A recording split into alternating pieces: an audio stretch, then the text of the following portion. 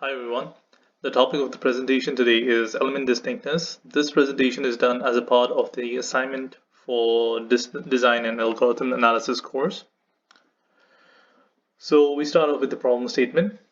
Given an array A which has elements from A1 till AN, the algorithm has to analyze if the elements in the array AI are distinct or not. If they are, then the output of it would be yes. If they are not, the output would be no. And it would be that two elements within the array are same. The task at hand is to prove that the time complexity for such an algorithm is omega of n log n. So we start off with an example. So for instance, we are given an array A, which is 4, 8, 2, 5, 1, 7, 9, 3, 6. The output of the algorithm will be a yes. That means there are no two such elements which are the same. Looking at another example, an array A having elements 9, 5, 7, 3, 4, 2, 9, 1, 6, and 8, the output of the algorithm would be a no. As you can see, there are two similar elements repeated, 9, hence the algorithm outputs a no. So going over some of the bases of the algorithms, this algorithm is a comparison-based model that compares two elements, be it a greater than or less than, or the elements can be equal to. So one assumption we take is that the time complexity to do such one comparison is an big O of 1. And to sort the array, we use decision trees. So the decision trees, so the algorithm we will use is decision tree, and for this problem we are considering only binary trees. It is a labeled tree, and the edges indicate the relational operator, that is if it is less than or greater than, or and if the elements are equal, we will not traverse the tree and terminate the process and give the output no. The leaf nodes represent the permutations of the array, and the nodes represent two indices of the array to be compared. We start by traversing the tree at the root node and start by comparing element at index I with element at index j, and traverse down the tree towards the leaf nodes. So, for example, if we have an array having three elements A, B, and C, how are we going to traverse it? We start off with the root node and compare the first two elements A and B, if whether it's greater than or less than. If it's a less than, then we compare the second and the third element of the array, that is the B and the C. If it is less than, then we will traverse it to the leaf node of permutation A, B, and C. But if it's greater, then we will traverse it to a different node which will compare the values of A and C. If it is a less than, then we arrive at the leaf node with the permutation ACB, and if it's a greater than, then we arrive at a permutation of CAB.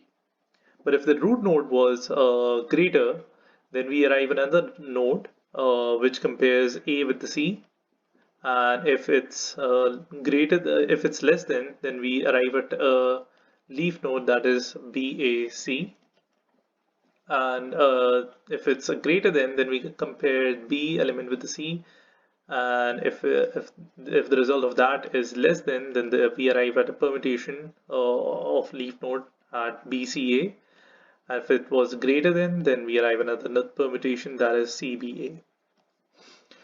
So run this through an example array A with elements 24, 16, and 10. So we start off with the root node again, with 24 being compared with 16, which is greater than. Then we arrive at another node. We compare the element 1 with element 3, that is 24 to 10, and we arrive at the solution that it's greater than, and we traverse down to the right side of the tree. Then we compare the second element with the third, that is 16 with 10, and traverse down to the right side of the tree again and arrive at the leaf node, that is 10, 16, and 24. That means that the element at index 3 is the smallest, the element at index 1 is the largest. So the lower bound for the decision tree. So we know that in order to compute the lower bound, we need to know the number of leaf nodes present, which is n factorial. As seen in the previous case, an element of 3 has leaf nodes 3 factorial, that is 6. Now, to compute the lower bound, we need to know the worst case scenario, which is we will have to traverse down the tree, which is the longest path. And longest path can be as long as the height of the tree. That is, to compute the time complexity, we represent it by omega of log of leaf nodes. So substituting, we have that omega of log of n factorial, which can be represented as omega of n log n. Then we move on towards the proof of the algorithm. We use, now in order to prove the lower bound of the element distinctness, we solve the problem by using proof of contradiction. So the claim is, given an array A and the time complexity to solve the element distinctness is omega n log n. So given an array A with elements A1 till an and an array R, which is a non-trivial permutation of A, so it must be that A and R reach to the answer yes, that is the element distinctness output, through distinct tree paths. So what we are saying is, if we apply element distinctness problem on array A, we will arrive at the answer yes through a leaf node L1, and if we apply element distinctness problem on array R, we arrive at the answer yes through a different leaf node L2. That's how it is. So know that the L1 and L2 are different paths.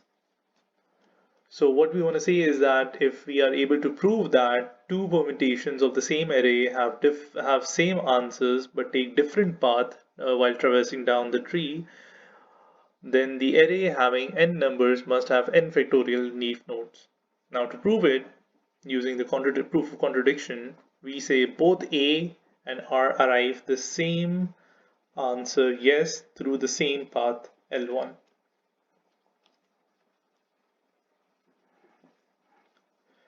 Now, moving on towards the proof, we assume that there exists a point z along the path L1 such that z is equals to lambda of x1 xi plus 1 minus lambda of yi. So this is basically a straight line equation. Now A and R are both permutations of each other. So there must exist a pair I and j such that x of I is less than xj and yi is greater than yj. So then we define a function such that f of w is equals to wi minus wj, such that if we substitute with x, then f of x would be less than 0, and if we substitute with the values of y, then f of y would be greater than 0. So then the point z in between the path is going to be 0. This is done using the mean value theorem. This means that zi, f of z is equals to zi minus zj, that is equals to 0. Now what that exactly means is that there exist two elements within the array z such that they are equal. Now to prove that, so going back to the initial assumption that there exists a path along the tree which both A and R follow while traversing, and this path is connected to each other via a point Z.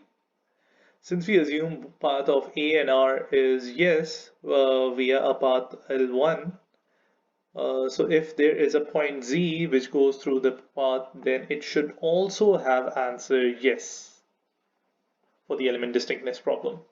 But we just saw that Zi and Zj are equal. That means Z has at least two elements which are same. Then the answer is a no for Z.